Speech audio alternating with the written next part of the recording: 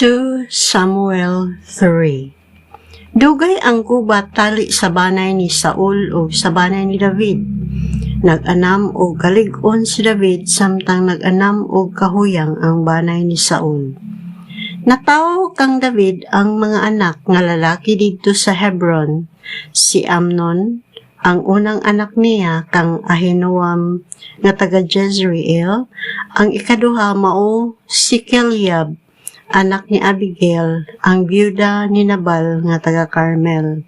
Ang ikatulo si Absalom, anak ni Maaka nga anak ni Talmai, hari sa Gesur. Ang ikaupat si Adonias, anak niya kang Hagit. Ang ikalima si Sifatias, anak niya kang Abital. Ug ang ikaunom si Etriam, anak niya kang Egla. Kini sila mga anak ni David nga natawo didto sa Hebron. Samtang nagkagubat ang banay ni Saul ug ang banay ni David, si Abner nag-anam og kagamhanan sa banay ni Saul. May puyo-puyo kaniadto si Saul nga gingang Rispa, anak ni Ai. Ug giingnan ni Isboset si Abner. Nganong gihilabtan man nimo ang puyo-puyo sa akong amahan? Nasuko pag-ayo si Abner tungod sa gisulti ni Isboset ug miingon siya, "Gipakayro mo ba lamang ako sa Juda? Hangtod karon miunong ako sa banay ni Saul nga imong amahan, sa iyang mga igsuon o sa iyang mga higala ug wala ko ikaw itugyan kang David. Apan bisan paniana, gipasanginlan mo ako nga nang hilabot og babayi.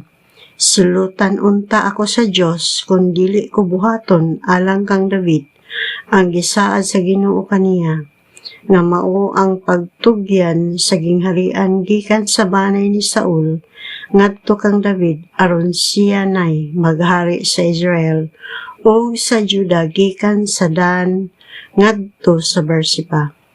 Og wala makatubag si Isboset kang Abner kay nahadlok man siya kang Abner. Unya nagsugo si Abner og mga tawo ngadto kang David kinsa niadtong panahon na didto sa Hebron aron pagsulti kaniya. Kinsa man ang naghari sa yuta, pakigsabot kanako og tabangan ko ikaw aron maimo ang tibok Israel. Ug miingon si David, "Maayo, makigsabot ako kanimo apan aduna ako'y pangayoon kanimo. Ayaw pagpakigkita kanako gawas kun madala mo si Mikal nga anak ni Saul." Unya nagsugo si David og mga tawo ngadto kang Isboset aron sultihan. "Iuli kanako ang akong asawa nga si Mikal nga akong gibugayan o giamis sa 100 ka Filistihanon." Gikuha ni Isboset si Mikal gikan sa iyang bana nga si Paltiel, anak ni Lais. Apan gikuyugan siya sa iyang bana nga naghilak hangtod miabot sila sa Bahurim. Unya miingon si Abner kang Paltiel, "Lakaw, pauli."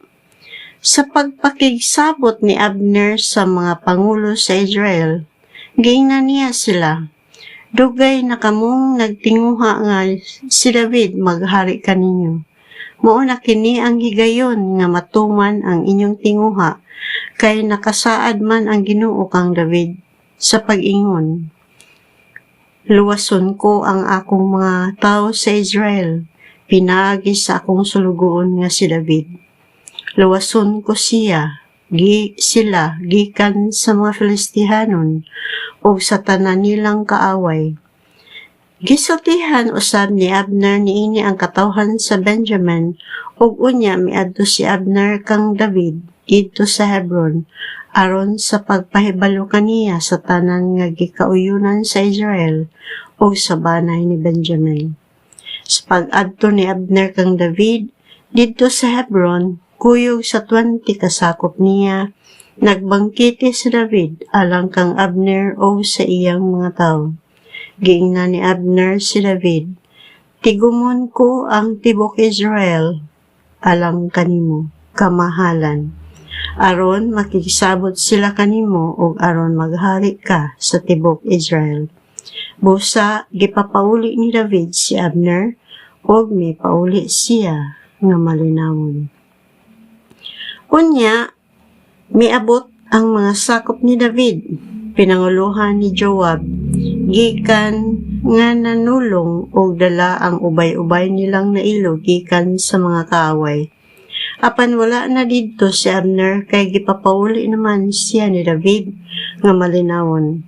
Unya, gisugin nila ni Joab nga mianha si Abner aron sa pagpakikita kang David ug nga siya gipapauli nga wala unsaa.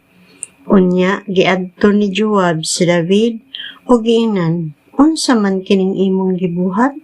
Mianhi si Abner kanimo apan nganong imo man siyang gipalakaw? Hibaw-i nga mianhi si Abner aron paglimbong kanimo ug pagpangispiya sa tanan mong liho." Sa paghigula ni Joab gikan kang David, iyang gipakuha si Abner o siya gidala nila pagbalik gikan sa atabay sa Sira, apan wala masayod si David niini. O sa pag-abot ni Abner sa Hebron, gidala siya ni Joab ngadto sa ganghaan aron kunuhay magkasulti nga silang duha lamang. O sa didto na sila, gidunggab ni Joab si Abner diha sa tiyan agig panamulos sa kamatayon ni Asahel nga iyang isuon. Unya, sa pagkasayod ni David niini mingon siya, "Ako ug ang akong gingarian walay sala atubangan sa Ginoo." Tungod sa kamatayon ni Abner, si Joab untay sulutan ug ang tibok niyang banay. Dili unta kawad-an ang banay ni Joab og sakit nga mag-agus o sanlahon o mahuyang o mamatay sa espada o kanunay lamang kabsag pagkaon. Busa si Joab ug ang iyang isuon nga si Abisai maoy nagpatay kang Abner agig panamulos sa kamatayon ni Asahel didto sa gubat sa Gibeon. Unya, giingnan ni David si Joab ug ang tanang mga tawo nga kuyog niya, "Gisia ang inyong mga bisti ug pagsulog kamong bisting sako ug pagbangutan kamo alang kang Abner." Ug mikuyog gayud si David sa paglubong kang Abner.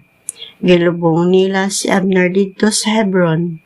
Mihilak ang hari duol sa lubong ni Abner ug nagminatay usab ang tanang tao. Ang hari nagbangutan alang kang Abner. Namatay ba lamang si Abner sama sa pagkamatay sa usa ka buak?